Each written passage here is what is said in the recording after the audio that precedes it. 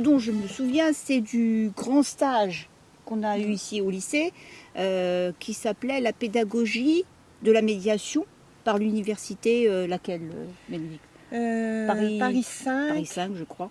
Et Bernadette Fleury a donc décidé de monter des stages qui s'appelaient Recherche-Action, c'est ça? Oui, c'était même pas des stages, c'était des réunions. Vous avez travaillé avec qui alors comme chercheur? Alors sur la mémoire avec Alain Luery.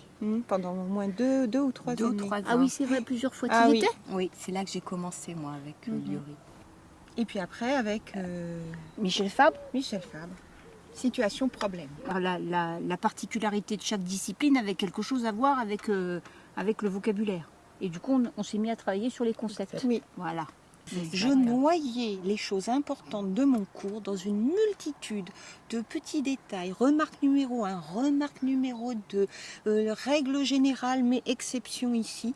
Et du coup, les personnes, les apprenants, ils n'arrivaient plus à voir ce qui est important de ce qui ne l'est pas, le cœur, ce qu'il faudra avoir conservé quand on aura oublié tout le reste.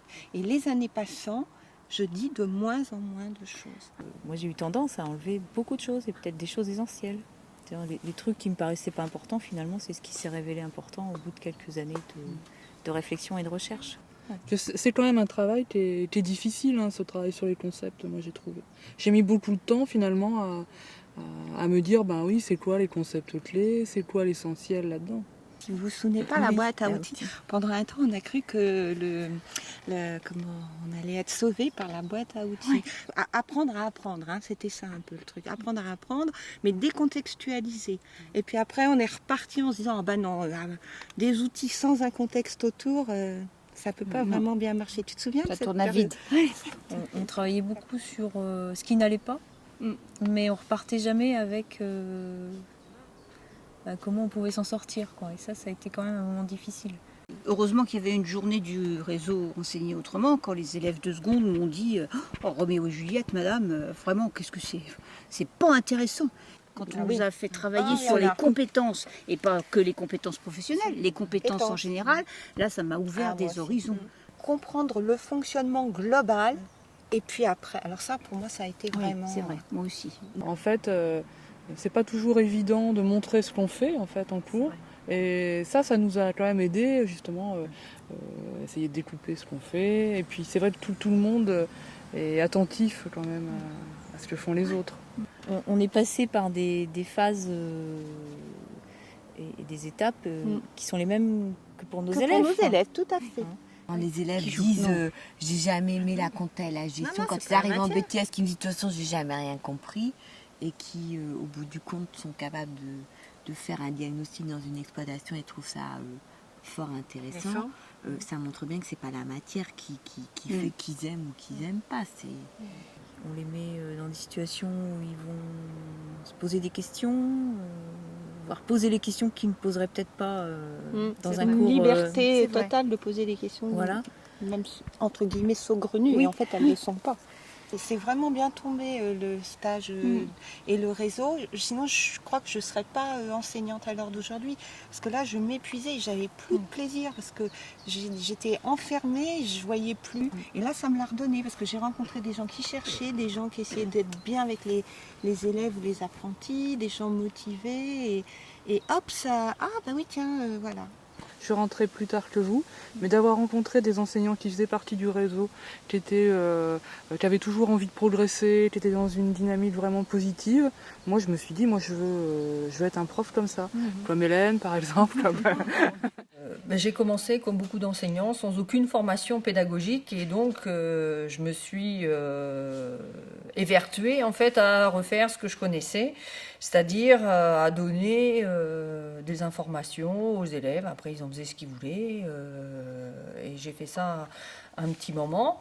Je m'appliquais bien à faire des cours avec des connaissances bien organisées, à approfondir le plus possible et puis à me rendre compte que le lendemain il restait un petit peu et puis que quelques temps après il restait plus rien parce que... Première réaction, j'ai cherché à donner plus d'informations, plus précis, plus complet, encore mieux, quoi.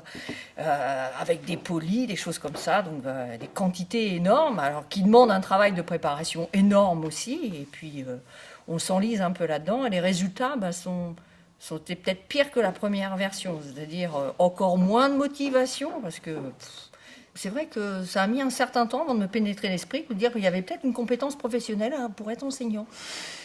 J'ai fini quand même par aller me dire, il faut que je me forme. Je ne suis pas armée pour faire ce métier-là, simplement avec ce que je connais de mon vécu en fait, d'élève. Et donc la première révélation, ça m'a permis en fait, de comprendre un petit peu ce que je faisais, dans quoi je m'enlisais, pourquoi je m'enlisais et pourquoi je n'arrivais pas à en sortir. Donc on se met dans la situation où demain on va remplacer Laure. Donc premièrement, on va chercher à savoir ce qu'il faut que les élèves apprennent demain. L'objectif, c'est pas de parler de technique, d'entretien, etc. C'est d'aborder ce concept. Qu'est-ce que ça veut dire gestion différenciée? C'est un terme qui est très à la mode, qui est un peu utilisé un peu partout. La différenciation des espaces qui est ton objectif, ou bien c'est plutôt 2 modèles de métier qui sont à l'heure actuelle en tension? C'est 2 modèles de métier. L'aménagement, c'est plus seulement une gestion horticole, mais c'est aussi... En gros, c'est qu'est-ce qui va sortir à la fin du cours? Qu'est-ce qu'il va falloir... Tu parles d'espaces périurbains, de friches au bord de route ou de machin comme ça, c'est pas forcément des espaces verts. En fait, c'est une des difficultés, c'est que le contour de notre métier d'aménageur, il n'est pas très clairement défini, quoi. Mais je sais toujours pas ce que c'est que la gestion différenciée. Ça veut dire quoi? Ça veut dire qu'on va laisser les graminées pousser sur les talus au bord de la route? À l'échelle d'une ville, on a par exemple la ville de Rennes qui est assez en avance sur le sujet. Elle a 800 hectares d'espace à gérer. Et ces espaces-là, ils augmentent sans cesse. Et à un moment donné, la question s'est posée, on ne peut plus les entretenir tous de la même façon. On a encore des BTS aménagement paysager, BTS forestier, le BTS gestion et protection de la nature, donc très parcellisé.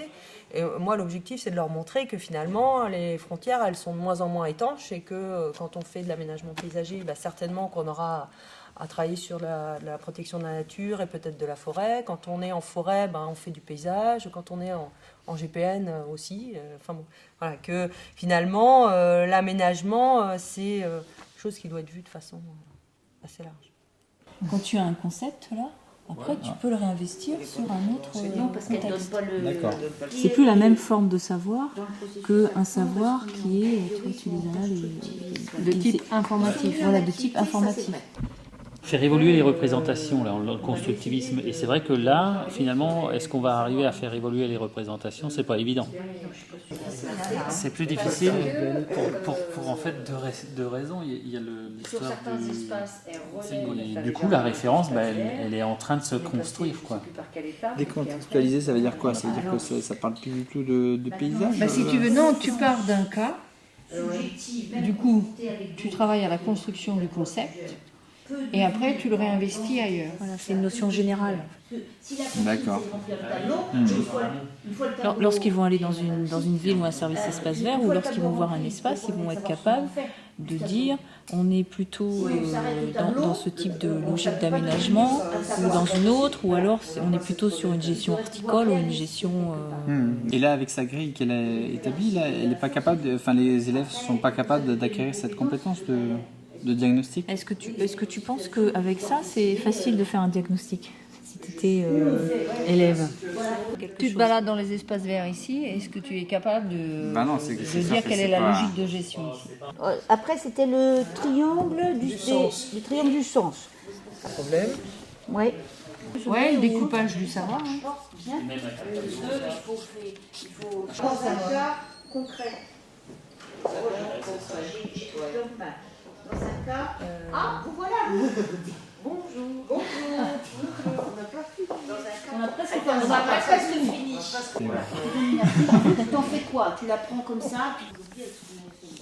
Déjà, si on arrive à bien mobiliser celui-ci, c'est déjà pas mal. Mais non, ça a super bien accroché en plus. Ils sont rentrés dedans à fond, quoi. Ah ouais.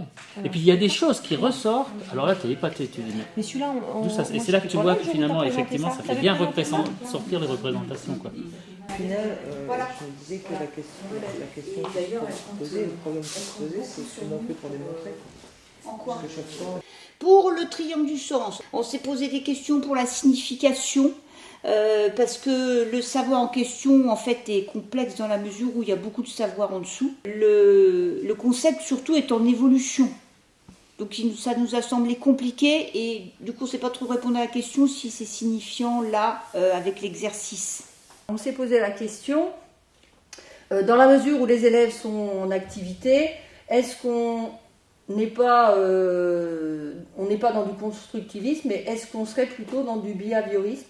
Et la question reste entière puisque on n'est pas vraiment dans des répétitions du savoir. Mais par contre, on est sur un savoir qui est informatif, il n'y a pas de concept et pas de problématisation. Et le rapport au savoir des élèves qui sont dans une situation de rapport au savoir 3 est peu pris en compte, puisqu'on est dans de l'information qui leur est donnée, découpée, mais pas conceptualisée. Voilà. C'est ce qu'a été révélateur de ces groupes de travail, parce que je les ai suivis pendant quelques années, ça a été de rendre accessibles les sciences de l'éducation. Enfin, d'abord de savoir que ça existait, sciences de l'éducation, que la didactique et l'épistémologie de sa discipline, c'était quelque chose de réel et qui donnait un champ des possibles, pas infini, mais en tout cas immense, et dans lequel il y avait vraiment à chercher. J'ai pris conscience du côté de l'épistémologie de la discipline, de ce que ça voulait dire et en quoi ça pouvait consister, provoquer des blocages ou des difficultés dans nos enseignements et en quoi ça pouvait être des outils vraiment intéressants de travailler là-dessus, pour arriver à permettre à nos élèves d'accéder au concept. En fait, moi je vois mes séances de cours aujourd'hui comme soit la construction d'un outil, ou le réinvestissement d'un outil ou plusieurs outils sur des situations différentes. Enseigner autrement, ça m'a permis de prendre conscience des différents types d'enseignement qui existaient, de mettre vraiment un nom là-dessus et pour moi de savoir ce que je fais, comment je le fais. Donc ça m'a surtout permis de prendre conscience des différentes formes pédagogiques qui existaient et de me situer.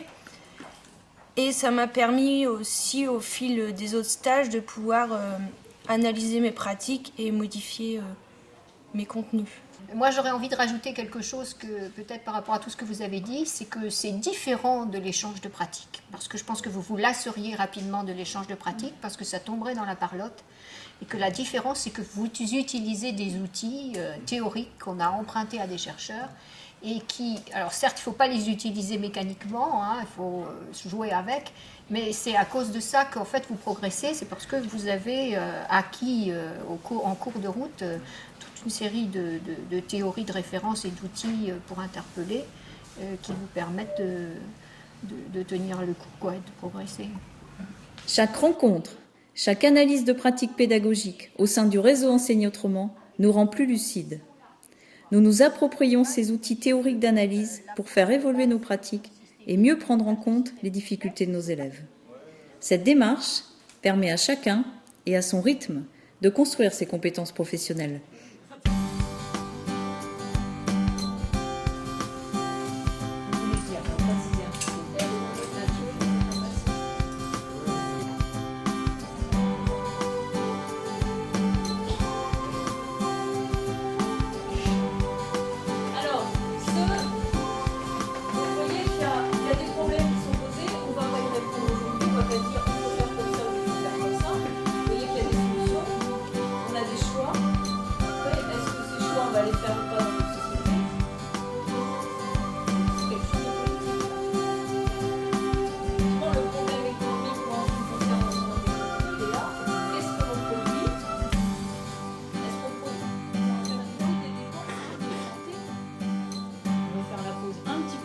Parce qu'on va changer de salle, on va aller à